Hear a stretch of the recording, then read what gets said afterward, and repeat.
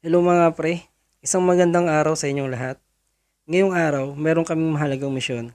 Weekly maintenance ng isang roller coaster namin ngayon na Kukulkan.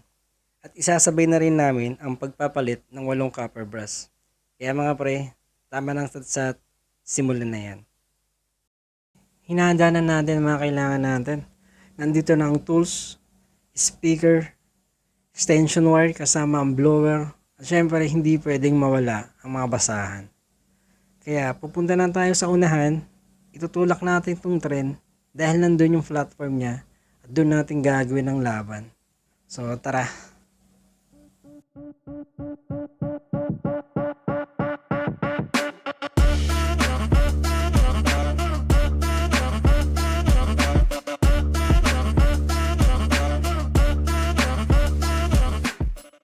So itong mga pre, tinanggalan natin yung hood ng Kukulkan, ng tren. Makita nyo na ngayon yung motor niya sa unahan. Dito, check namin yung mga loose na nut kung meron man. Check din namin yung carbon brush. At mga pwede namin makita rito na hindi kaaya-aya.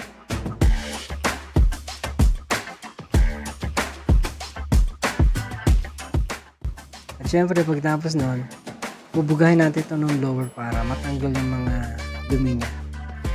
So tara.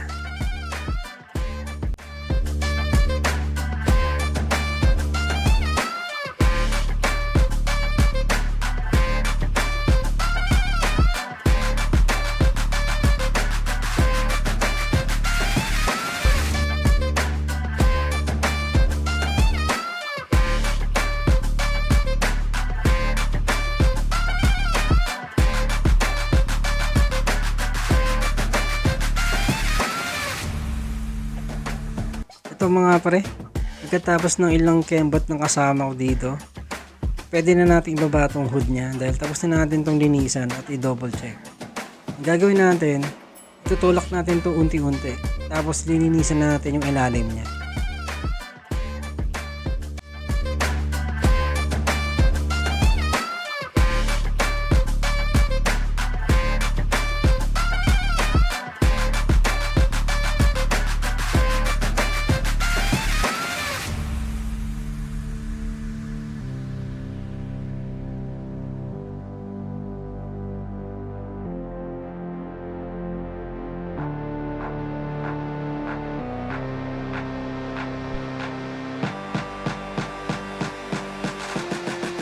Ito mga pre, nandito na tayo sa ilalim ng tren.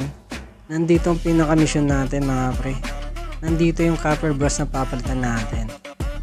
Ito nakikita yung kulay itim nito, ito yung tinatawag na copper brass housing.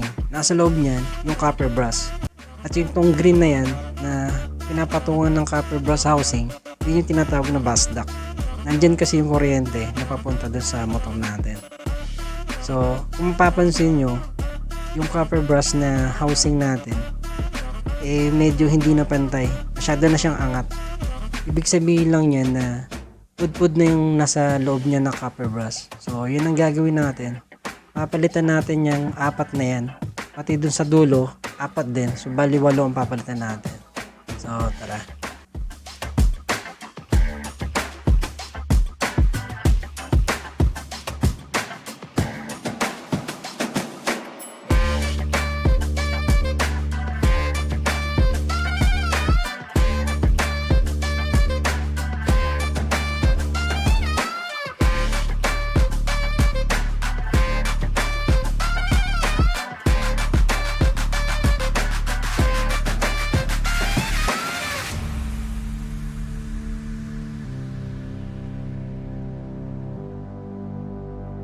A few moments later.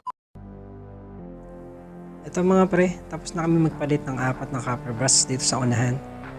Kung makikita nyo itong mga pinalta namin na pudpud na, ito siya, kaya hindi na pantay yung copper brass housing niya dun sa may bus duct.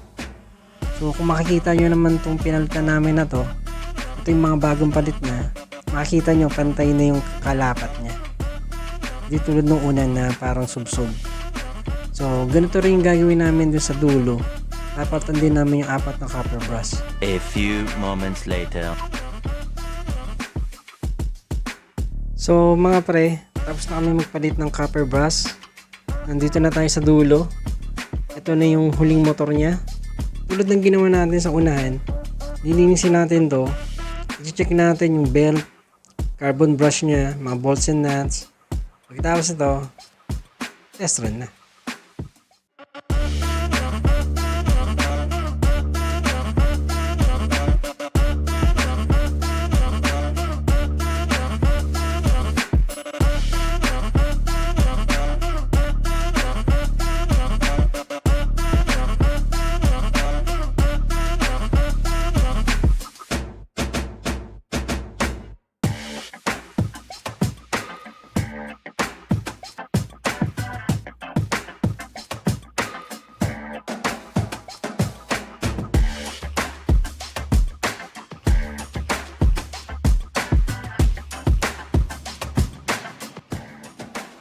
Ayun mga pre, pagkatapos ng 3 oras na laban, tapos na kami mag-maintenance ng cocal can at magpalit ng 8 copper brass.